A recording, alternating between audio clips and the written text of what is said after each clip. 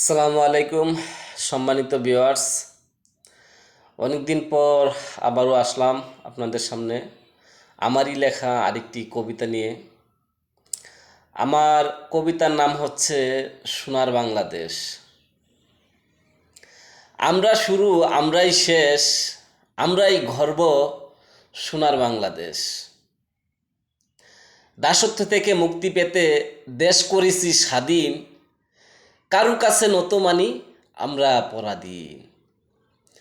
বীর শ্রেষ্ঠ, বীর বাঙালি, মুক্তি সেনা মোরা, স্বৈরশাসক আসবে মানি আমরা আছি খাড়া।